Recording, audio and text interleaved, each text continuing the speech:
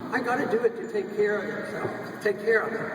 But I don't believe that. I don't believe the politician has the authority. I don't think they have the wisdom. And I don't think it's practical. I think it always costs too much, and it always serves a special interest.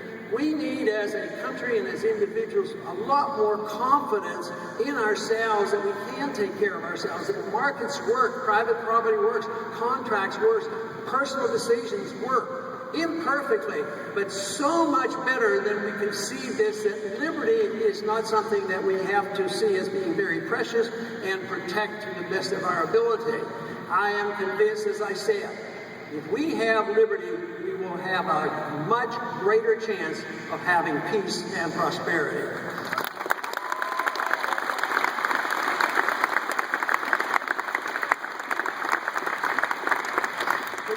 About authoritarian government, the characteristic of authoritarian government is that in order to maintain their control, whether it's through the foreign policies that we might naturally reject or through economic policy, what they must do is they must distort the information. They must deceive the people. They must lie to people.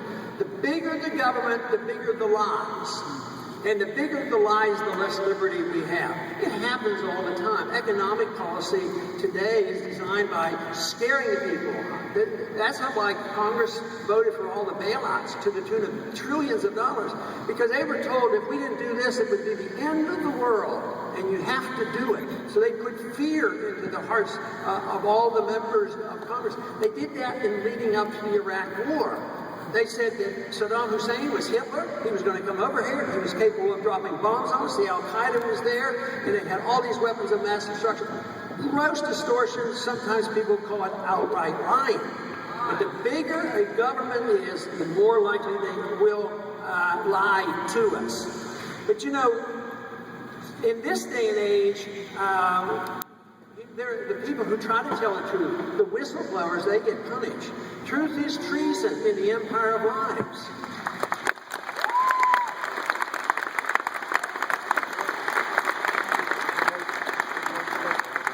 You know, we had a young man by the name of Bradley Manning.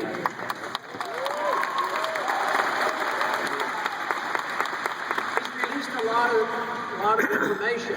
Nobody's been hurt by it. He was motivated by telling us the truth, and he revealed some truth that was very, very embarrassing to our government officials.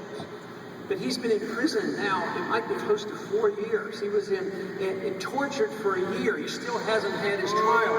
Probably will end up getting a life sentence, if not worse, I'll tell you. And what he did was he was a whistleblower. Yes, it was he was practicing civil disobedience. But we're supposed to protect whistleblowers. Daniel Ellsberg did the same thing. If it wasn't for Daniel Ellsberg, we'd still be believing that it was a holy war, and the holy reasons that we went into Vietnam and lost 60,000 people in a war that should have never been fought.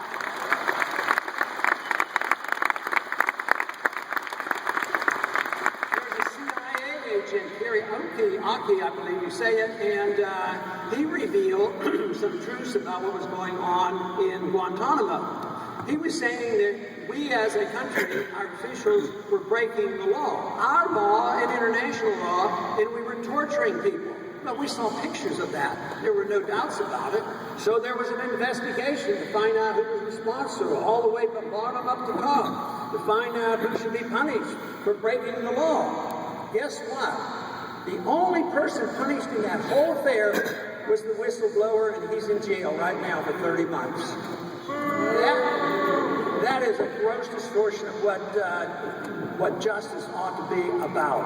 And this is the reason that you, especially the younger generation, have to deal with this. You have to deal with the economics, you have to deal with the foreign policy, and you have to deal with the rule of law.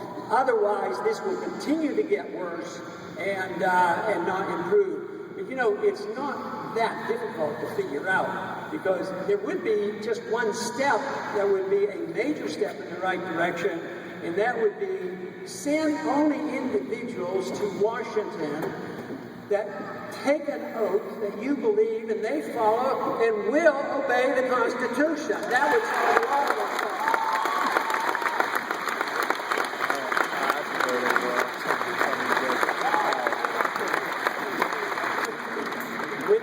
he's just released some more information. This was back into the 70s when Kissinger was in government. And they have him recorded and saying, and jokingly saying, he says, you know, doing the illegal, we can do that immediately. Doing the unconstitutional takes us a little longer. And then he laughed, and the people listened, they laughed and they giggled. And that is a reflection so much of what's happening on us. They're laughing at us because we put up with this. We put up with it, we don't say anything about it. And I think it's coming to an end because the system is not viable, our foreign policy is not viable. We will come home, not because I say we should, but we're going to come home when we're completely broke, and this financial system will have to be revamped, and there will come a time where the individuals in this room will have to participate one way or the other on a new monetary system, and I argue the case for sound money, not paper money, and not the Federal Reserve System.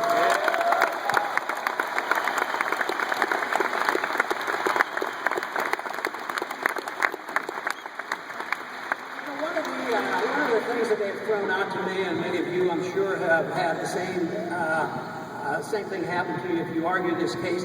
That is, if you argue the case for minding our own business on foreign policy, they did this to me in the campaign. Oh, Ron Paul's an isolationist. Oh, I am. I'm for free trade and free travel, and I want to exchange social and social exchanges.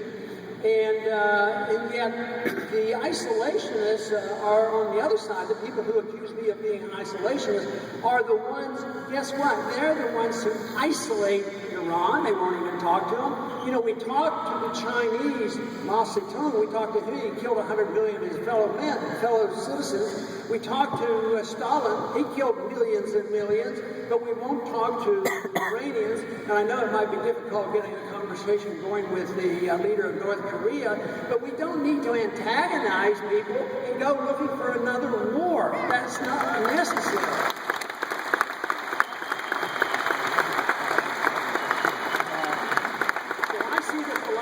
Liberty and free markets is the opposite of isolationism, because it is the other side want to put on sanctions. They put on sanctions and no trades and boycotts and whatever. And just think of the mess that we've actually aggravated with a neighbor just south of us. You know, how long have we had sanctions on Cuba? I would say it's time to get rid of the sanctions, let the American people travel back and forth to Cuba.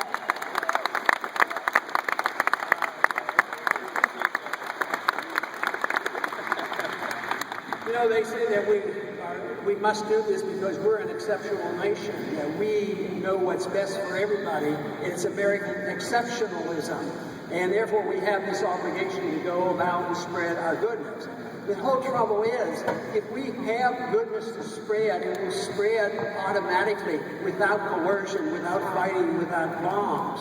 And yet the exceptionalism is this exceptionalism that we're talking about is nothing more than neo-Jacobinism. It's this idea that you can use force. If you don't do it our way, we'll use the guillotine.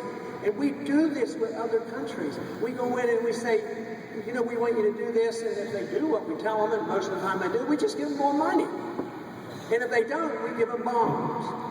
But you know what? In Pakistan, we do both. We're bombing them with a drone war going on constantly. At the same time, we give them a lot of money. And we're not winning, we're not making friends with people around the world.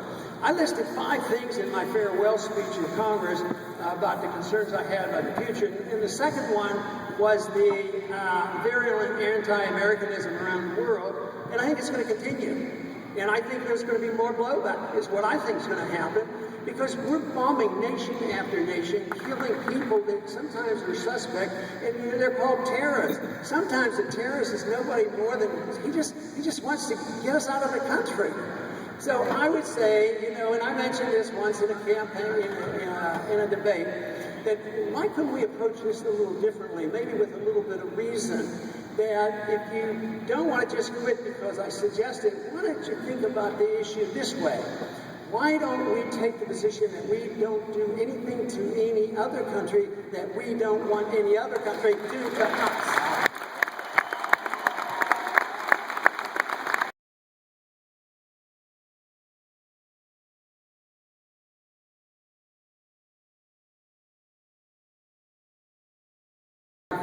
some of you agreed with that, because that night I said that, I got booed pretty heavily. And I thought, well, there has to be another audience out there. Thank goodness there is another audience out there.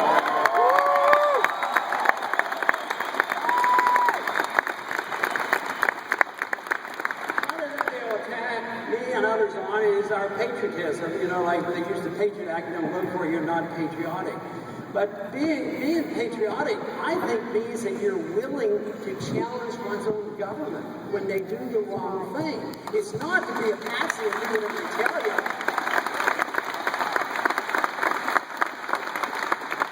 Another problem we've had with our civil liberties here is we've been careless about